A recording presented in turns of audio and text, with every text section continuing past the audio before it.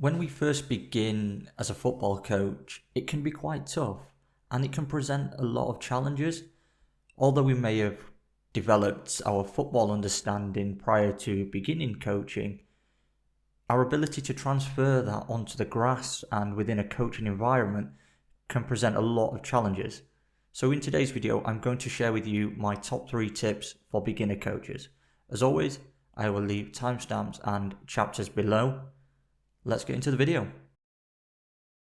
The first tip that we're going to talk about is maximizing our on the grass experience. And with that, it might sound quite simple, but our ability to coach in multiple environments allows us to develop as an all-rounded coach. So if possible, within our week of coaching, we might look to coach in the foundation phase, which in the UK is 7 to 11.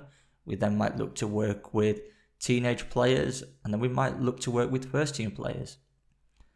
Our ability to coach in different environments and with different age groups really helps us develop our skill set as a coach.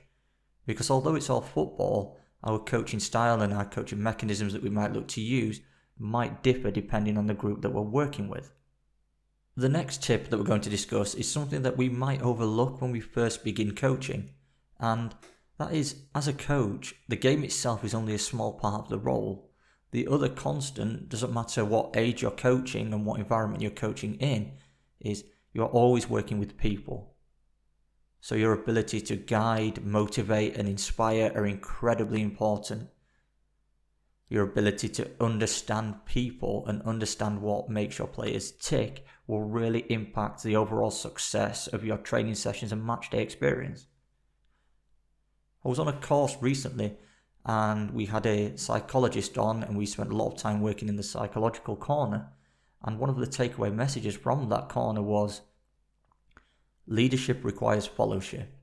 So in order to be a successful coach, you need to be able to guide people within your environment.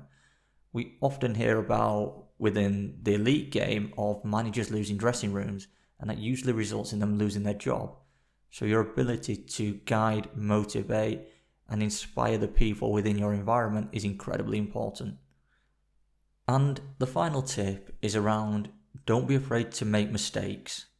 As coaches, we will generally aim for perfection. We will generally aim for that perfect session or that perfect match day experience for our players. We all do it. I can put my hand up here and I'm guilty of that too. But generally, the reality of that, it doesn't happen. We might have spent a couple of hours planning the perfect session and we're really excited to deliver the session. But once we go out onto the grass, our session doesn't look like what we planned. Things might not work as we intended. And that's fine. Those mistakes give us our opportunity to develop and learn as a coach. And within that process, self-reflection is incredibly important. So recognize the parts of your session that went really well and recognize the parts of the session that maybe didn't go quite as planned. And use that to really develop your own understanding of coaching. And then when you go into this next session, you can try and work on those areas that you recognize didn't go quite as well. And with this, it's really important to try and get other coaches who might be more experienced than you or might have more knowledge of coaching and of football than yourself to watch your session. Try and use them as mentors. So that's my top 3 tips for people who are just beginning their coaching journey. As always, I do hope you found the video useful. If you did, I do have a Ko-fi page if you'd like to support myself and the channel, along with a match analysis template that's available through my Gumroad page. As always, don't forget to like, comment and subscribe. I've been Coach Reese. Have a fantastic day.